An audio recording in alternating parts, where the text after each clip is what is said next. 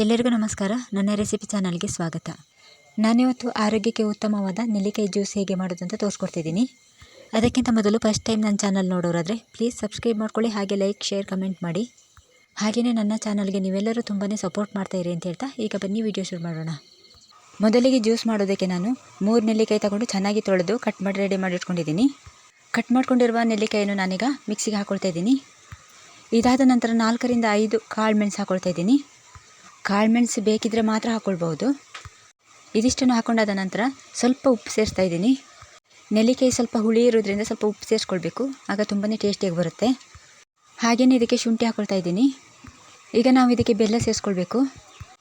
ಬೆಲ್ಲದ ಬದಲಿಗೆ ಸಕ್ಕರೆ ಅಥವಾ ಕಲ್ಲು ಸಕ್ಕರೆ ಏನಾದರೂ ಸೇರಿಸ್ಕೊಳ್ಬೋದು. ಕೊನೆಯದಾಗಿ ಇದಕ್ಕೆ ನೀರು ಹಾಕ್ಕೊಳ್ತಾ ಇದ್ದೀನಿ. ನಾನಿಲ್ಲಿ ಇದಕ್ಕೆ ಸಣ್ಣ ಕಪ್ಪಲ್ಲಿ 1 ಕಪ್ ನೀರು ಹಾಕಿ ಮಿಕ್ಸಿ ಮಾಡ್ಕೊಂಡು ಬರ್ತೀನಿ. ಈಗ ನೋಡಿ ಮಿಕ್ಸಿ ಮಾಡ್ಕೊಂಡು ಬಂದಾಯಿತು.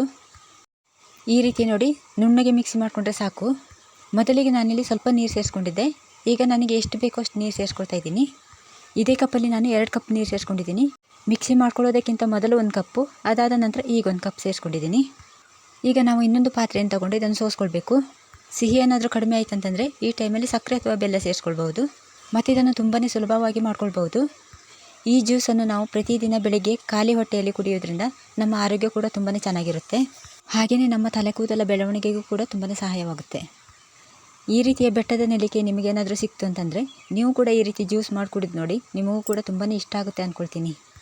ಮತ್ತು ನಾವು ನೆಲ್ಲಿಕಾಯಿಯಿಂದ ಹಲವಾರು ರೆಸಿಪಿಗಳನ್ನು ಮಾಡ್ಕೋಬಹುದು. ಮತ್ತು ನನ್ನ ಹಿಂದಿನ ವಿಡಿಯೋದಲ್ಲಿ ನೆಲ್ಲಿಕಾಯಿ ಚಟ್ನಿ ಮಾಡೋದನ್ನು ಕೂಡ ತೋರಿಸ್ಕೊಟ್ಟಿದ್ದೀನಿ. ನನಗೆ ನೆಲ್ಲಿಕಾಯಿ ಸಿಕ್ಕಿದಾಗೆಲ್ಲ ನಾನು ಏನಾದರೂ ಒಂದು ರೆಸಿಪಿ ಮಾಡ್ಕೊಳ್ತಾ ಇರ್ತೀನಿ. ಯಾಕಂತಂದರೆ ನೆಲ್ಲಿಕಾಯಿ ನಮ್ಮ ಆರೋಗ್ಯಕ್ಕೆ ತುಂಬಾ ಒಳ್ಳೆಯದು. ಹಾಗಾಗಿ ಈಗ ಇದನ್ನು ಪೂರ್ತಿಯಾಗಿ ಸೋಸ್ಕೊಂಡಾಯಿತು. ಇದನ್ನು ನಾನೊಂದು ಗ್ಲಾಸ್ಗೆ ಹಾಕ್ಕೊಳ್ತಾ ಇದ್ದೀನಿ. ಇದನ್ನು ತುಂಬಾ ಸುಲಭವಾಗಿ ಮಾಡ್ಕೊಳ್ಳುವಂಥದ್ದು. ನಿಮಗೆ ಈ ನೆಲ್ಲಿಕಾಯಿ ಜ್ಯೂಸ್ ಇಷ್ಟ ಆಗಿದ್ದರೆ ನೀವು ಕೂಡ ಮನೆಯಲ್ಲಿ ಮಾಡ್ಕೊಂಡು ಕುಡಿಯಿರಿ, ತುಂಬಾ ರುಚಿಯಾಗಿರುತ್ತೆ. ಆರೋಗ್ಯಕ್ಕೆ ಉತ್ತಮವಾದ ನೆಲ್ಲಿಕಾಯಿ ಜ್ಯೂಸ್ ರೆಡಿಯಾಗಿದೆ. ಇದಾಗಿತ್ತು ನನ್ನ ಇವತ್ತಿನ ರೆಸಿಪಿ. ನಿಮಗೆ ಇಷ್ಟ ಆಗಿದ್ದರೆ ಪ್ಲೀಸ್ ಸಬ್ಸ್ಕ್ರೈಬ್ ಮಾಡ್ಕೊಳ್ಳಿ, ಲೈಕ್, ಶೇರ್, ಕಮೆಂಟ್ ಮಾಡಿ. ಮುಂದಿನ ರೆಸಿಪಿಯಲ್ಲಿ ಸಿಗೋಣ. ಎಲ್ಲರಿಗೂ ಬಾಯ್ ಬಾಯ್. ಇಷ್ಟೊತ್ತು ನನ್ನ ವಿಡಿಯೋ ನೋಡೋದಕ್ಕೆ ಧನ್ಯವಾದ.